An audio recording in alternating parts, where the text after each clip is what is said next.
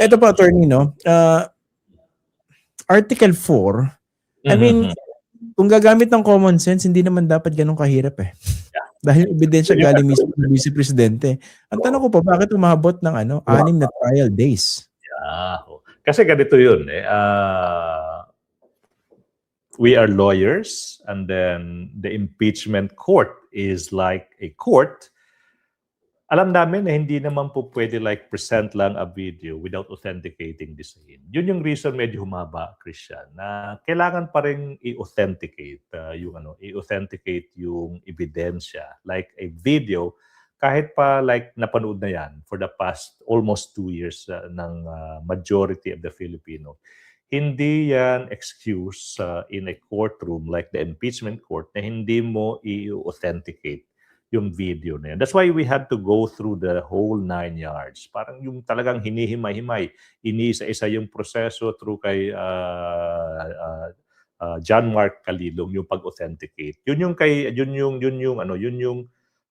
mission in presenting John Mark Calilong, just to authenticate the video. Tsaka mahaba yun, and for good reasons. Yung mga abogado, they would understand eh. And then yung kay Attorney Lotok naman, yung naging testimony. Ito, anyways, hindi na to sub judice kasi nga parang tapos na on record. Lahat ng sinasabi natin based on record na. No? So wala lang sub judice for me. Now, yung kay naman, kay Attorney Lotok naman, yung gist ng testimony niya is, ano ba yung naging dahilan? Ano ba yung mga factors na kinonsider ng NBI Cybercrime Division in deciding to file yung cases for grave threat tsaka inciting to sedition before the DOJ against the Vice President. Yun.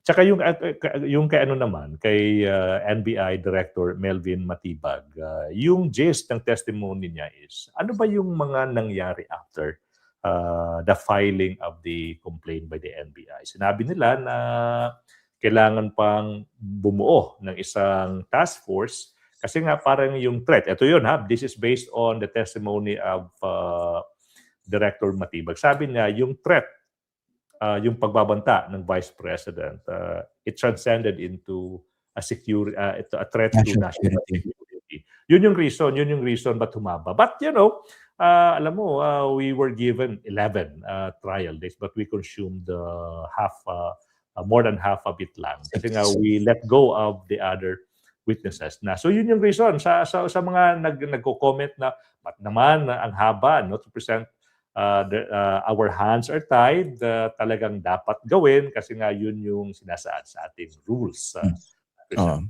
Attorney, actually we understand yung proseso ng authentication. Actually yung question ko po mas more directed doon sa tinutumbok ng defense kasi initially para bang kine-question niya ba authenticity? Tapos eventually, yung meron siyang closing statement yung si Attorney Mark Binluan na lumalabas, inaamin naman na sinabi ng Vice Presidente, pero ang problema lang pala, yung konteksto raw ang mali. Tapos, di ba nung unang bahagi ng mga pagtatanong, parang ganun din yung takbo ng pagtatanong ilang senator judges. And sa akin, kung issue rito authenticity, Diyos ko naman, siguro man na-establish na yan, hindi po ba? Tsaka hindi ba na-settle na yan dun pa lang sa pre-trial po? Para at least nabawasan yung oras sa ginugulo. Yeah, that's a keen observation, no? Kasi nga during pre-trial sa mga cases, Christian, may mga bagay na hindi na dapat pagdebatehan. You can just agree na this is authentic. Pero I know, parang yung strategy ng defense, I could see it from a mile away. Alam ko they cannot deny it. Pero, no, while yung prosecution is in the process of authenticating the same, they will try to throw all the possible obstacles.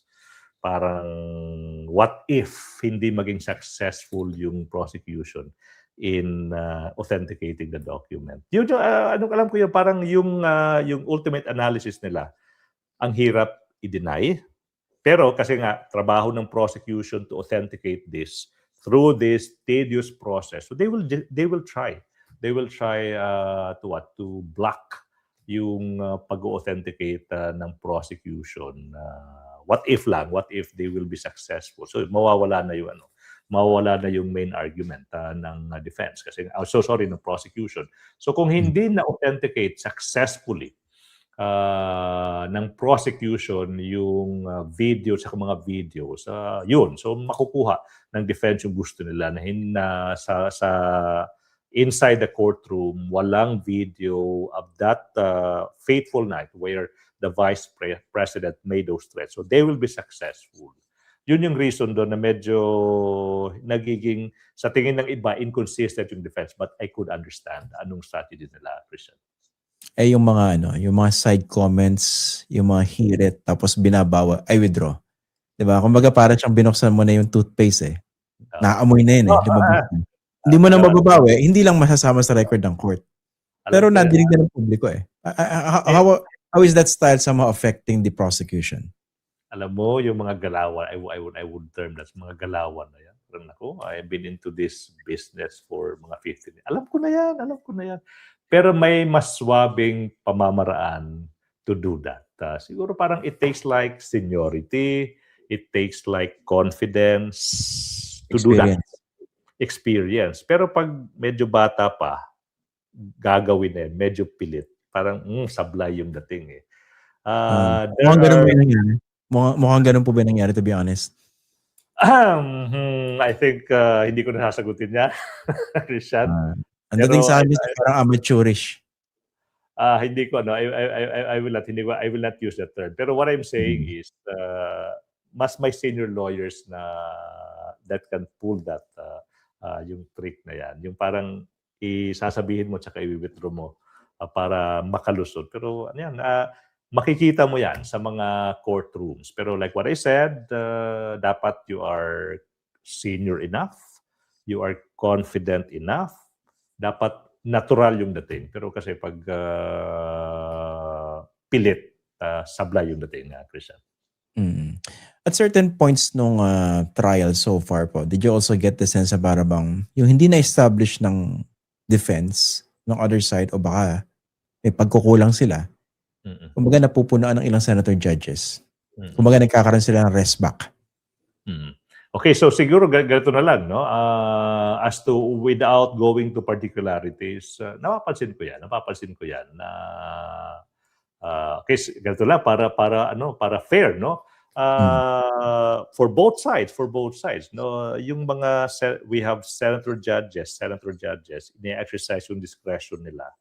And then nagtatanong and then alam natin saan papunta yung tanong, yung line of questioning. So alam din natin na parang it's either to amplify yung isang punto ng isang side or parang yung mga loopholes ng isang side na fill up.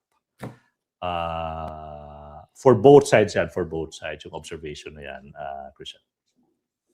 Pero yung kasi nga, di ba dapat ang demeanor ng senator judge dito, magtatanong.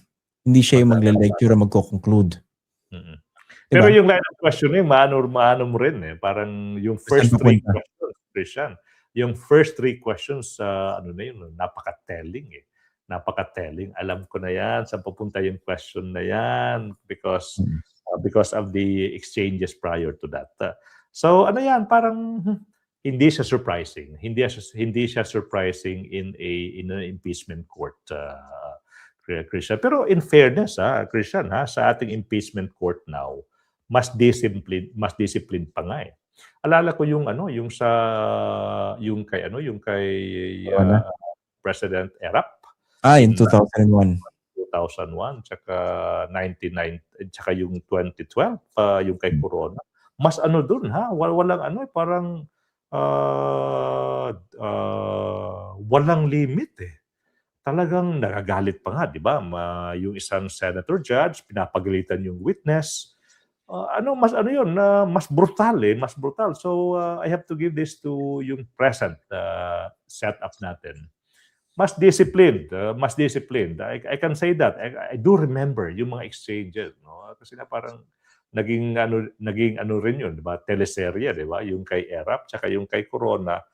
Sinubaybayan natin lahat yun. Nako, may mga senator judges doon. Talagang walang pakundangan. Inaatake yung abogado, inaatake yung witness. So eto yung impeachment court now for me, no? Despite all of these observations, mas disciplined, mas disciplined. Sabi nga, di ba, yung ruling now, Christian, hindi po pwedeng magtanong o mag-interject while ongoing yung either direct examination or cross-examination po pwedeng mag-insert yung ating mga senator judges after the lawyer is done. Isang indication na mas reigned yung proceeding now, Christian. Tama naman yun kasi hindi po ba pag kunwari nagde-direct kayo, nagko-cross tapos meron sumingit na senator judge. Ano mangyayari dun sa direction ng cross o direct examination niyo? Hindi po ba? Pwedeng mag-discarril eh. Oh, it happened yung kay Corona at kay Erap. Wala yun. Opo, I remember yan. Kahit ano lang, kahit ano po pwedeng tanong. Minsan nga yung abogado yung pinagagalitan. Alala ko yan. Yeah, I remember that. Mas controlled, mas orderly for me yung proceeding now. I could say that at least the past 3 weeks na ba ng ating impeachment trial. Pero attorney, so far, what have you found to be, kumaga, for lack of a better term, easier? Although pareho naman siyang mahirap. Kasi hindi naman araw-araw nagkakaroon tayo ng impeachment trial. And because of that, hindi naman ganun karami mga abogado nagkakaroon talaga ng actual na karanasan sa isang impeachment trial. So which do you find more difficult or perhaps more easier to deal with? Yung courtroom na kunwari criminal o ito na impeachment court. Mas mahirap o mas madali? Mas madali. Talaga? Yes. In what way? Kasi nga parang sa inside the impeachment court, parang lahat doon lahat ng elements doon, parang alam nilang nanonood yung public So before, like for example, kay presiding officer Chis Escudero, yung mga ruling based on based on jurisprudence, based on rules Tsaka yung both sides, prosecution, defense, they're so prepared parang all elements from both sides, saka yung presiding officer, we all know we have to deliver kasi nga parang we are under the microscope So may mga example yung mga issue, mga procedural issues nasasagot nagre-research lahat So eto yung mas maganda to compared sa sa ating mga regular yung mga course kasi basta yun yung comment ko, yun yung sagot ko diyan. It's easier sa ating impeachment trial because lahat alam we are under the microscope. Kunting pagkakamali talagang hindi palilipasin yan. So for that mas gusto ko yung scene. Mas gusto ko yung environment inside an impeachment trial court. Ito po, attorney, last few questions. So alam ko busy rin kayo, no? So far, how would you assess the performance of the prosecution during the first 9 trial days? I will answer that by yung napaka-upbeat ng prosecutions. Every after trial, every after hearing, napaka-upbeat ng prosecution team. Solid yung naging performance ng prosecution team. Nadi-deliver lahat ng dapat i-deliver, yung mga key points that we want to deliver, nagagawa namin yan, Christian. And I'm not surprised kasi nga parang pinaghandaan, tsaka parang we know na ito yung dapat gawin, tsaka pinaghandaan, so we are able to deliver. Yung siguro na lang yung tanong is based on evidence, do you think enough na ba yung mga pinakitang ebidensya, mga witnesses ng prosecution? At yung objectives din Opo, sige. Hindi, yung binabanggit natin, yung 'di ba? May nilalatag kay objectives, 'di ba? In presenting your witnesses. So na-tick ba lahat ng boxes doon? Yes, Christian. Okay, ito po bilang panghuli, no? Kasi ang susunod sa Wednesday, na po, confidential funds. Paano po ba yan, yung ginawang sequence? Mukha sa tingin yung pinakamadali? Papahirap? Ano po ba naging logic behind that? So sorry, Christian. No? So I'm not allowed. To, okay. Bawal bang pag-usapan yun? Bawal yung strategy. Oo, ano lang, Okay. we cannot telegraph our punches. Siguro ano lang, yung observation na lang na yung Article 4, which is yung threat saka destabilization, sinasabi nila, yun yung ano, yun yung talagang ang hirap i-deny eh. Ang hirap i-deny yung ano, yung threat na yan eh. Kung sa ano Mm. pa, andyan na yung ebidensya. It's just like reminding the public na this is what she really said. Eh. Siguro, you know what I mean, yung Yeah. reason behind that. Eh. Pero as to yung mga succeeding mga articles, unfortunately, Christian, I cannot share that with you.